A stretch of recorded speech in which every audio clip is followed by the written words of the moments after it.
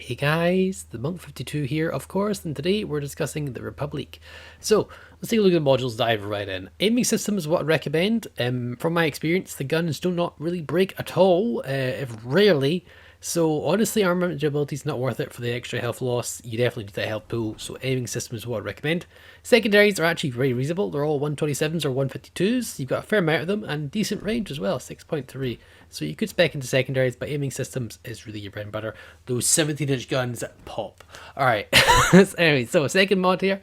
Prop mod, I like it. You can do steering if you're a little bit uncomfortable with the steering, but I do like prop mod.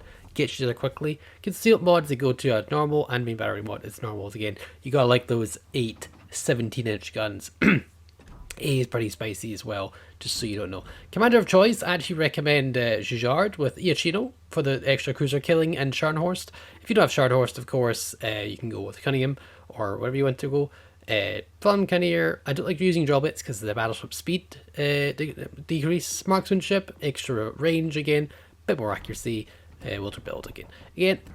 Dunkirk, it was not bad. I found I lacked a little bit of pen for when I used Dunkirk, but this is the recommended build. You could use this. You could use Cunningham, and again, or either Iachino or even Pablo de Revel. Pablo de Revel cuts your reload down to about 20 seconds, which is not bad. You're shaving off 2 seconds, so in terms of free-to-play commander, you've got some really good choices there, honestly. But I actually prefer Jujard for the additional pen. It just really pops. It's really comfortable. But that's just me. You might find more success in front of fire because obviously you can switch shells instantly. And you do have that additional heals as well. But I do prefer Jujard again. Eugenio is definitely actually a recommended pick because getting the hits on cruisers is definitely necessary because obviously the accuracy is needed more in cruisers. You get 3 heals, you don't get access to plane, you get secondary consumable, you get your standard speed boost, fair amount of health pool 76, 55% to protection, really good.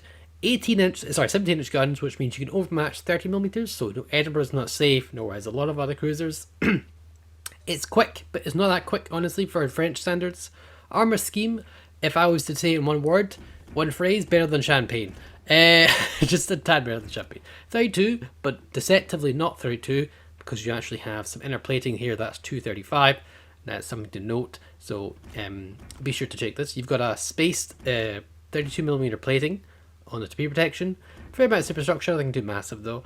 That is just turtleback, which is heavily armoured, purple armour there, not giving a crap. There's your turtleback protection here. Citadel is just above the waterline, but then again, you've got a spaced turtleback protection as well. That's pretty nasty. Guns are tanky.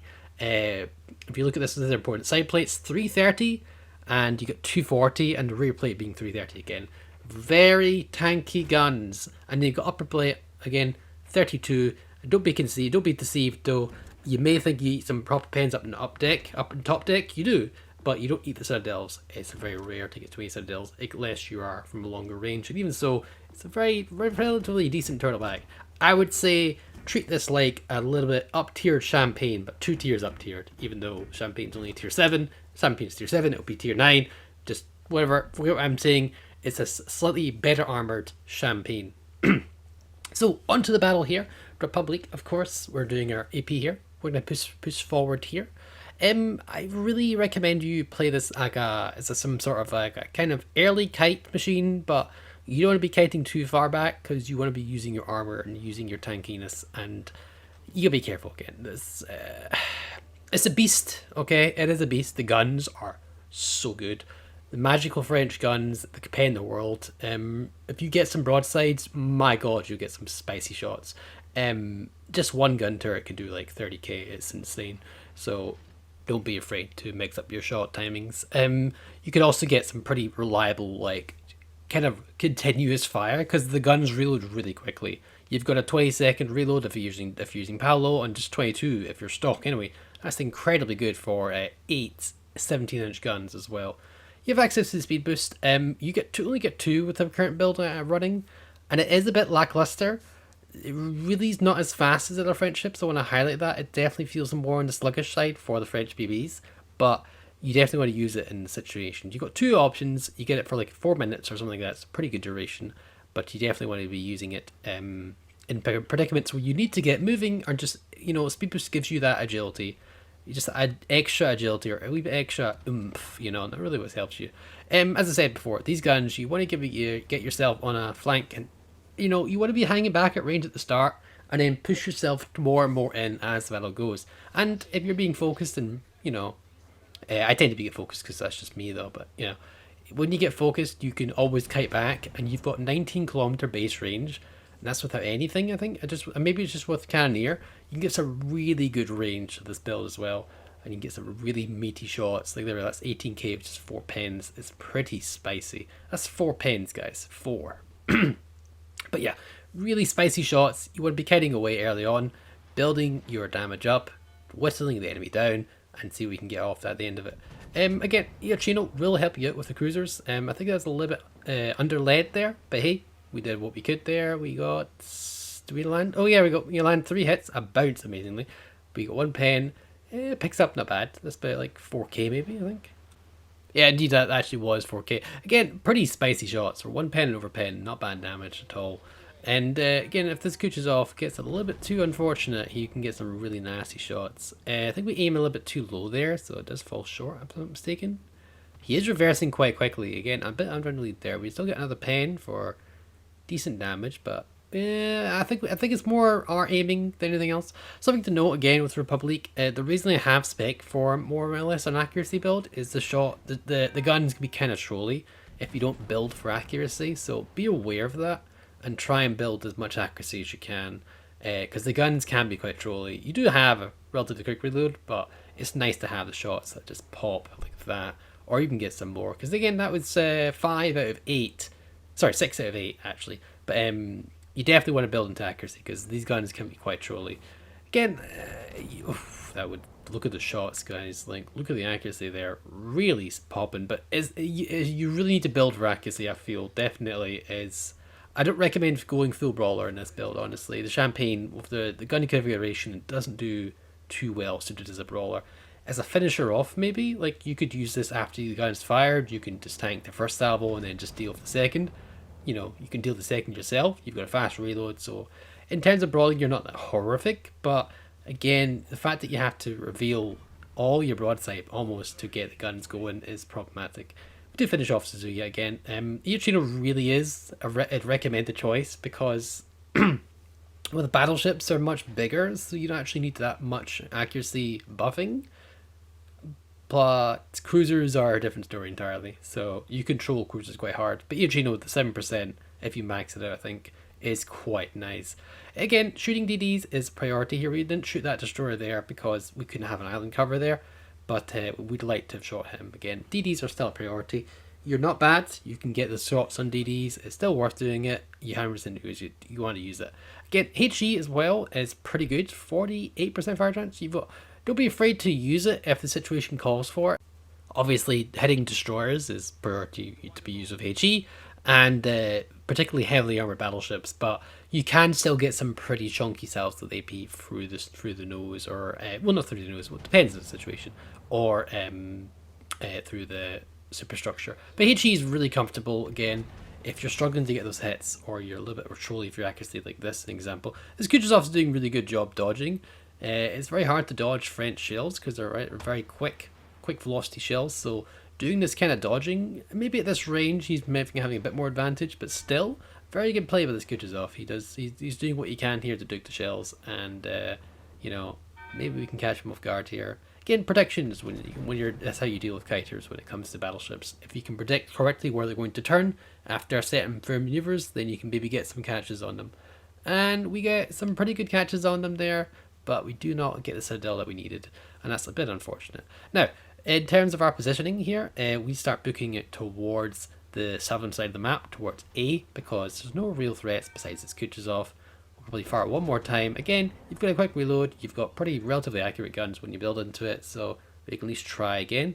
Looks really good, but oh, we get trolled again with our accuracy there. It was pretty good, well led, I feel. I just think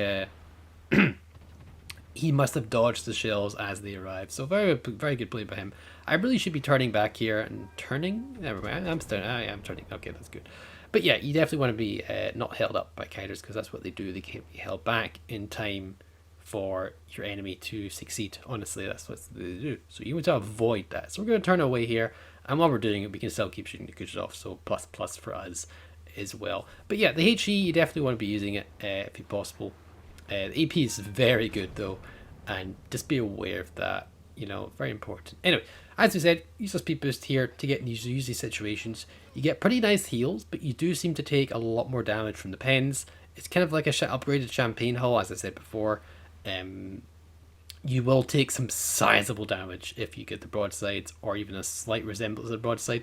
And the rear of the ship is very fragile as well, so it doesn't really do amazingly well tanking shells when you're kiting. It's pretty bad in terms of the rear of the boat. You'll take some massive damage in the rear. Back to the gameplay here, just want to highlight again, you definitely want to fire your single gun turret if the situation calls for it. And the accuracy was pretty good as well, considering only 3 shells got to the target, 1 hit, that's not bad. It does improve. Again, you're shooting these big massive battleship guns, but when you're building into it, it really does make a difference. The troll gets much more less severe. Again, oddly enough, I have more success than with the Achino than Cunningham. Oddly enough, really, really weird, but hey, whatever works. Get those results there, but hey, we really want to shoot the Shimikaze, but again, there's a Vladivostok appearing broadsides. That's why we're not switching to HE just yet. Plus, I believe the lightning should handle the Shimikaze, but again, you always gotta just assume your teammates will never get the job done. And that way you can always over prepare. That way you have a chance of doing it. Because if that Bismarck didn't kill him, or I didn't kill him there, and that DD got one more salvo off on a destroyer, he might have just straight up died. So it really doesn't matter who gets the kill as long as someone gets the kill in the grand scheme of winning games. Frederick de Gross comes over there, and so does Vladivostok. We need to get this turned done quickly because there's also potential Ismo who's also appearing biased here, and this will get a good example of how the damage you take, because we're going to be spotted here. We're going to be relatively broadside. Vladivostok's kind of angled, but again, these are 17-inch French guns, and the AP is quite astonishing. And there we go, we put up 20k Citadel plus another pen there. Quite a good result, honestly, and he's still giving that kind of angle here, but at the same time, we got to be careful about the other boats there, so probably just firing the front gun will do the trick here. He is kind of like angling out, so we're going to get a little bit higher up there. Well, I say angling out, he's still giving us somewhat of a broadside. Now he's angled out completely. We still get 3 pens and 1 bounce. So that's all the shells landed, and most of them got pens at a relatively steep angle as well. That's just the really power of the French AP. We take some whopping salvos there from Ismo, and we were quite well angled again, but that is just to show you the rear of this boat takes some sizable chunk damage. And yeah, as you can see, we do give a plenty of it back, but you gotta be careful when you're fighting 3 battleships. You definitely want to use the kiting position, as we mentioned before. You will take more damage from the rear, but it's just simply better than rushing into 3 battleships and getting absolutely destroyed. Ismo is being a pain in this game, so it's a good idea to showcase that as well. Relatively well angled. If he hits the rear of the ship, he'll do a lot of damage. The front will do barely anything, but yeah, something to note. Ismo is relatively well armored. We were doing some chunking hits here, but we aim a little bit too high here, just overshoot him a little bit. It's unfortunate, but hey, we're getting somewhat damage in there. Frederick de Gross is a pretty good damage sponge for us. The pen of these 17-inch French guns is quite substantial. Again, we're kind of spreading our fire a little bit. We probably could be evening out our shots here, but it really doesn't matter too much. Again, there's a lot of position behind that. You know, people say, oh, if you fire the full salvo, it's more accurate and so forth. We're getting a little unlucky on the Isabel here. We'll have to see what happens there. Looks like he's turning again, so let's go for Frederick. He's a nice, consistent, good damaging shot here. We fire our guns here. He actually gets blapped a little bit by the other battleship. And then I believe our pen here just shows you how powerful this boat is. We actually Citadel him as well. The Frigid does have a raised Citadel as opposed to the Bismarcks, but it still is not an easy boat to Citadel. And my goodness, we're absolutely... like the power of these 18-inch guns, you really feel like you're wielding the hammer of Thor. You're really powerful shots. And it's just insane how powerful these guns are. It really feels... you really feel like you're in charge and high in charge there. It really is quite powerful. We do break a gun here of the Ismo. And we could potentially switch to HE here and get some more consistent death on Ismo. But Sometimes holding your shot is a good idea for battleships. I've noticed that we actually go dark here and we're holding our shot here until the Ismo maybe gives us a better angle or something else happens that draws our attention, because that Kutuzov's not been spotted for quite some time, so I need to see what's going on. He does actually pop out here, which is great, but you do want to get this turn off. We just got to worry about Ismo here, because Ismo could do some nastiness here. He's pretty low. See if we can finish him off with the main guns here and get this turn going here. We do, yeah, we do. We get our turn here. Less risky for Ismo here. He doesn't hit us, but he actually does fire on somewhere else. Pick up the high caliber. You know, he does actually shoot us. That's unfortunate. Okay, on the rear of the ship, we take some decent damage there. Not nice. We're going to have to keep our angle here just to make sure Ismo doesn't kill us. The good news is we actually have an island here. We've struck it, which means we can reverse quickly, because obviously that was the best thing to do to stop your forward momentum, is to stop your ship. So we're going to reverse here. Ismo goes down by a legendary battleship. I think it's a Kurfürst. I'm not even sure. It might be a Yamato. One or the other. And we can get our kicker boat into reverse here and see what we can do about this Kutuzov, because he's obviously contesting the B cap, sorry, and he's right about there. Try we blind fire again. You've got a 20-second or 22-second reload depending on your build, and it's not really that detrimental losing or taking a chance at a blind fire. Perfectly reasonable, and yeah, it's a pretty comfortable game here, win here, but this still could go any way depending if we lose our remaining ships. I don't have much health. That battleship has something. Kutuzov gets spotted, a little bit unfortunate for him. We're going to fire one salvo there, and let's fire another one to the rear, because I think he's going to reverse there. Yeah, he does. A dispersion agrees with us. We actually dev strike the poor man, and that's one mistake he's not walking back from. And with that, we pretty much secured the game. Any hope of them winning is simply, it's very, very, it's not impossible, honestly, at this point, because one Vladivostok's going to have to take out myself, plus that is a Yamato. Oof, it's even a Yamato. Plus 900 points, he's going to have to kill everyone, including the DD in this time.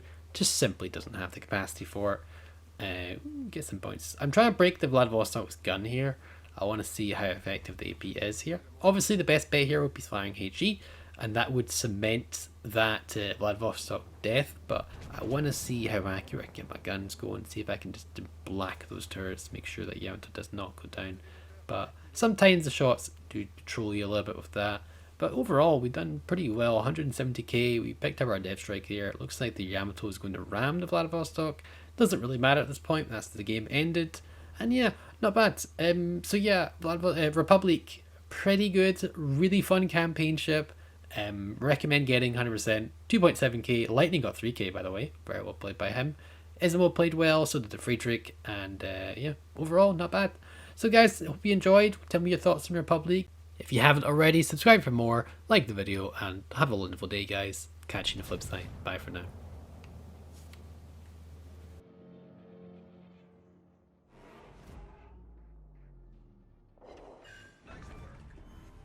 Croiseur ennemi coulé.